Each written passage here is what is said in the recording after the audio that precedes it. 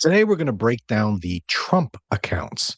These are the brand new July 2026 children's accounts that were issued and available now by the federal government of the United States. And they're actually specifically designed for retirement purposes for children. Now, you may have heard some federal seed money, so I want to go through that. There's also private donations from people like the Dell family. And I want to compare ultimately these new Trump accounts to Roth IRAs, UTMA accounts for children, 529s for children in college or planning to go to college. And hopefully I can explain what these Trump accounts are and how they compare to these other tools and whether or not they make sense for you. Trump accounts are a brand new type of traditional IRA, individual retirement account, and they were created by Section 530A. Well, we know them as the Trump accounts, but it was a section of the IRS tax code 530A. And they came out of the one big beautiful bill, which was this part in particular was released on July 4th, Independence Day 2026. Now, the account is owned by the child. So the child literally is the owner of an individual retirement account in their name. Now, they don't necessarily have access to it, especially if they're a young, small child, but you could have a custodian for this account, and that's how these are created.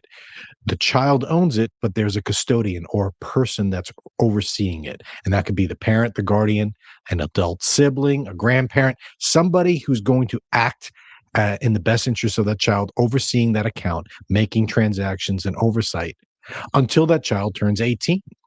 And then once that child turns 18, this Trump account turns into a traditional IRA. So anybody in the United States who is under the age of 18 with a valid Social Security number can have a Trump account. And the account has to be opened before the calendar year that the child turns 18. And you can only have one account. So you can't have every grandparent create a Trump account for you. It's one account and there are limits. The seed money is from the United States Treasury. So anybody, it's a pilot program, federal pilot program. So we don't know how long it's going to last. But the way it started is that any child born between January 1st, 2025 and December 31st, 2028, so kids that aren't yet born, who are U.S. citizens get a one-time $1,000 contribution from the Treasury. And so there's no income limit on this. So you could be a multi-billionaire child and get that federal seed money, as long as they are born during that qualification period and that they're a citizen, they qualify. There is second big contributions from Michael and Susan Dell, the computer company. You've seen the Dell computers. The Dell Foundation committed over $6 billion into this program, and they're putting $250 one time into Trump accounts for 25 million eligible children. So in order to qualify for the Dell extra 250, you have to be under the age of 10, born, before January 2025, you were under 10. You have to live in a zip code where the median household income is under 150,000, and you can't also receive the $1,000 from the feds. So a newborn gets 1,000, they can't then go get the 250. But if someone, 8-year-old wasn't born recently, can't get the $1,000, they can get the 250. So it's extra little bonus. The idea is to give the kids money early so they're saving for retirement early and they're getting that compounding interest that we all know and love. Of course, when I interviewed retirees over the years, a lot of them, if you haven't seen those, I've done a lot of interviews with them. A lot of them have said, I wish I would have saved earlier, or I'm glad I saved a little of my paycheck because 30 years later, it is actually something big enough for me to live on and no longer work. The annual contribution limit on these Trump accounts is $5,000. And it's supposed to be pegged to inflation, so we'll see what that goes up to in 2027. But in 2026, it's $5,000 total, and that could be from an individual's contributing or an employer. So employers can contribute $2,500 a month, one time, into a child's Trump account if that employee of the employer has that child. So if there's a relationship there. So there is an opportunity that you may not have realized that your employer might have a program to contribute to a Trump account, which is really nice. Not just any employer. Like, I can't contribute from my company to my children who are under 18 because I don't have that program in place with my company. These self-employed people or small companies may not have it, but larger companies probably will have something available. Cafeteria plan, a lot of them call it. It's worth checking out because that's an employer contribution that the employer gets to write off, and then you don't have to pay taxes on it, or your child doesn't have to pay taxes on it. So what happens? You put the money into this Trump account as a child, and the custodian now, remember, is limited. You can't just invest it in whatever stock you want or buy Bitcoin or gold or something like that. You're limited to investments that are broad-based U.S. only index funds. The fee has to be lower than 0.1%. So the concept is low cost, huge index fund tied to the U.S. market. Take the S&P 500, for instance, and you hold that for 18 years, or actually you hold it for 60 years from the time you were born all the way to the time you retire. Now, that investment mix is locked until you're 18. Again, once you turn 18, the Trump account becomes an IRA, like a traditional IRA, everyone else you have, and you can invest it any way you want. There are no withdrawals until you are old enough to take money out at age 18. And there are no limits at that point besides a traditional IRA. So when you're in a traditional IRA, you could take money out but before 59 and a half, but you get hit with a penalty for an early withdrawal because it's early retirement. You're taking it before 59 and a half. So you're going to have that 10% penalty if you take money out of this Trump account before you're age 59 and a half. You also will have to pay taxes on it. But before 18, you can't touch it at all. There are very limited rules on when you could, such as death. You could change it into an ABLE account, ABLE, which is for disabled children and adults.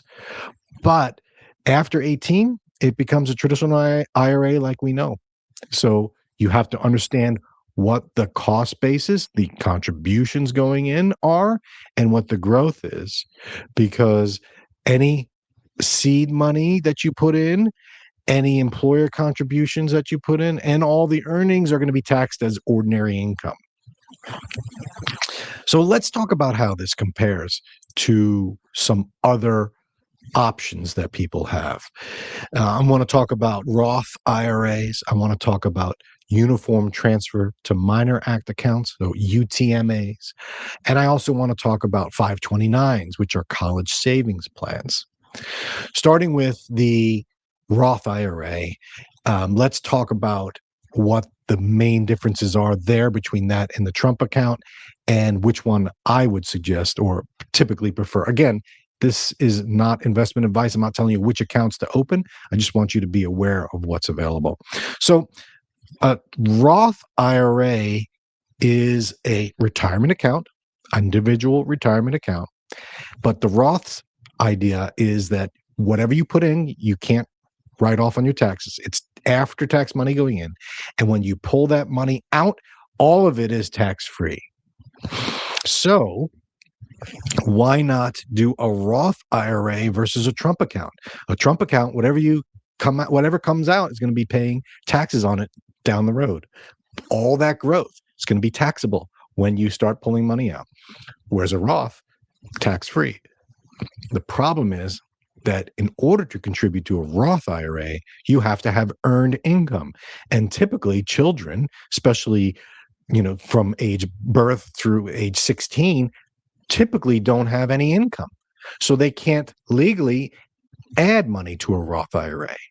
But if you could add to a Roth IRA as a child, for instance, you have a part-time job making some money, I would recommend you do the Roth IRA instead of the Trump account if you had to choose between the two. You could do both, but a Roth IRA is a better option for kids if you have the means and they have the income. So I would say the Roth IRA trumps the, pardon the pun intended, actually, trumps the Trump account in this regard. Let's talk about 529. 529 is a tax code. It's a type of account that you save for education purposes. So you add money to the account for a child as a custodian again. That is to be used for that child's education. However, any growth into that is not taxable if it's used for education. So it's very similar to a Roth in that regard.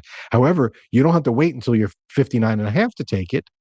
You could take it while you're in college or using higher education expenses or some secondary education expenses. This is really powerful tool because you can have growth as a young child at birth, say in a 529. There are the limits are a lot higher. There's not a $5,000 limit like there is on the Trump accounts, but you do have to use it for education.